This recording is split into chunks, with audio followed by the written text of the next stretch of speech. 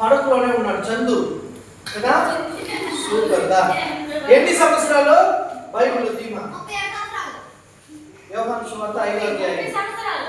ముందు అక్క చదవద్దు. 5వ అధ్యాయము 2-3 వచనాలు చదువు.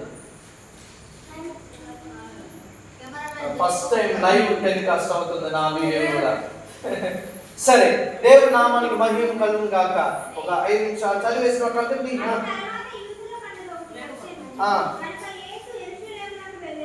ఎక్కడికి వెళ్ళాడు చెప్పాడు నేను. యేసయ్య యెరూషలేముకి వెళ్ళాడు. అక్కడ ఏం కోనేటిని చూశాడు అన్నాను? బెతెస్దా అనబడిన కోనేటిని చూశాడు. అక్కడ ఎవరు ఉంటారు? ఉండమా ఎవరున్నారా?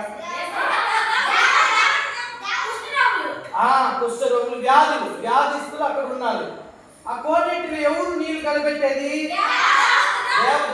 దేవదూత కలబెడతారు. కలబెట్టినప్పుడు ఏం జరగద్ది? ఎవరు ఫస్ట్ దిగుతారో ఏ వ్యాధి ఉన్నా వాళ్ళు బాగా అయిపోతారు. ఇప్పుడు చదువుమా, 2 నుంచి చదువుమా, 2 నుంచి చదువుమా, కింద చదువు.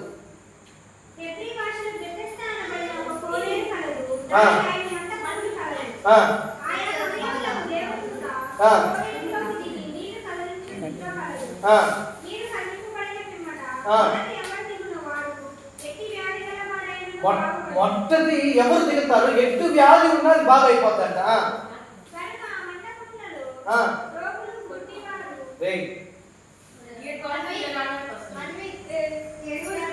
నేను మళ్ళా మీరు మాట్లాడితే టైం అవుతుంది. అదే 5 నిమిషాలు మీరు మాట్లాడితే 10 నిమిషాలు అవుతుంది.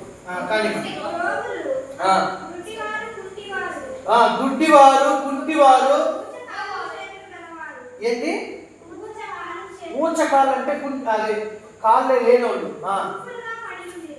గుంపులుగా పడి ఉంటారు. ఎందుకు? నేను ఇందాక చెప్పాను కదా, ఎవరు ముందు పోయి దిగుతారో వాళ్ళు బాగా అయిపోతారా. ఇప్పుడు చూడు నాన్న, ఇప్పుడు నేను క్లైమాక్స్ వస్తున్నా. అక్కడ ఒక ఆయన 38 సంవత్సరాలకు పడుకొని ఉన్నాడు. ఆయన పక్షవాది, మంచంలో పడుకొని ఉన్నాడు. సరేనా? ఎన్ని సంవత్సరాలు? 38 సంవత్సరాలు ఒక వ్యక్తి కోనేటి దగ్గర పడుకొని ఉన్నాడు. అందరూ వస్తుండ్రు, ఎందుకంటే ఆయన లేచి నడవలేడు కదా. ఈ విషయం యేసయ్యకి తెలిసింది. యేసయ్య వెతుక్కుంటూ పోయాడు. అయ్యా వచ్చాడు యేసయ్య, ఆయన దగ్గరికి వచ్చాడు. ఎవరు? 38 సంవత్సరాలు పడుకొని ఉన్నాడే పక్షవాయుతో. ఆయన దగ్గరికి వచ్చాడు యేసయ్య. వచ్చి నువ్వు స్వస్థ పొందుకోవాలనుకుంటున్నావా అని అడిగాడు. అవునయ్యా